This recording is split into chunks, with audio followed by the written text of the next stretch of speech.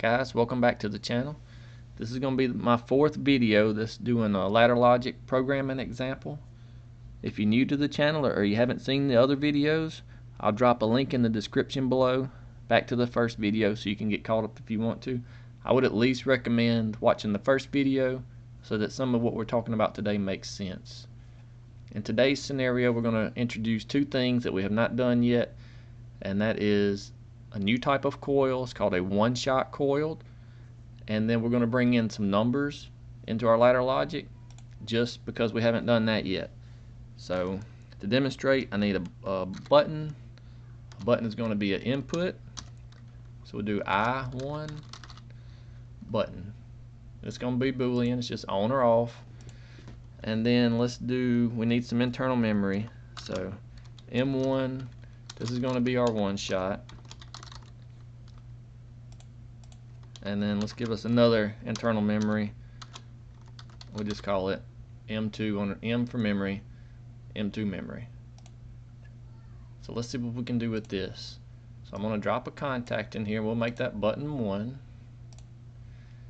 And then let's do a coil.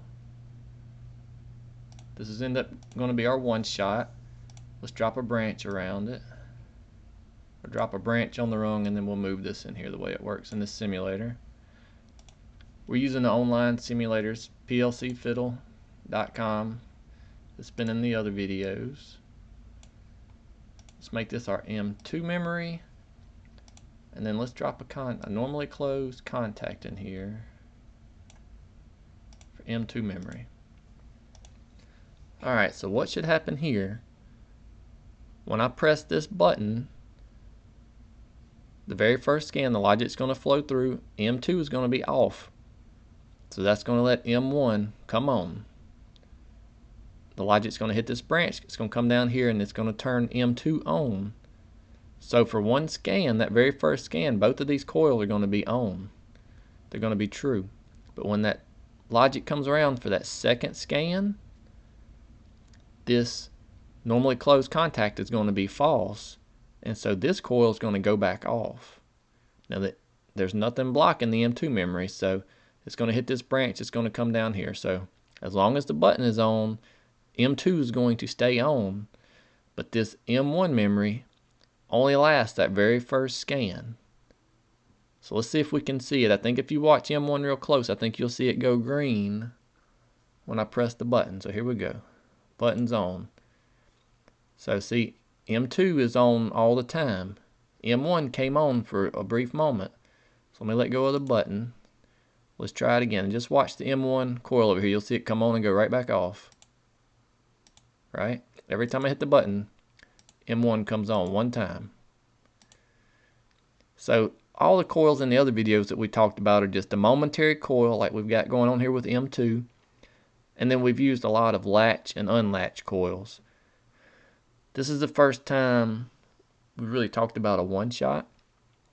And these are important now.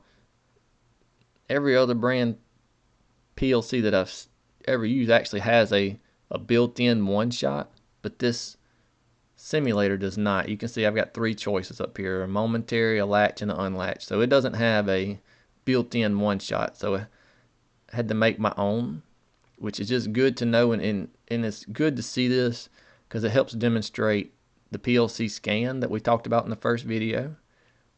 Alright, so let's take it up a notch and demonstrate the need for a one shot. And we're going to do that with an instruction. It's called in the math tab on this simulator, it's called add. Let me go ahead and put M2 memory here. But the way this add instruction works is it's got a place, 3 different places for variables, and it's going to deal with numbers, you know, just like your regular math that you're thinking of. So in the first video we said numbers are stored in registers, and we were going to use the address R. So we'll make R1, and then we'll make R2. Notice I'm making these, they're not Boolean, they're actual numbers. So we've got an R1 and an R2. So in the instruction, it's going to say whatever's in R1, it's going to add whatever's in R2 to it, and it's going to save it whatever you put right here. Now I'm going to put register 1 in here just because it's going to demonstrate very nicely our one-shot coil and what it's doing. So I'm going to put a 1 in both of these registers. And so because we've got them in an add instruction, it's going to say 1 plus 1, equals 2. And it's going to save that value of 2 in the register 1.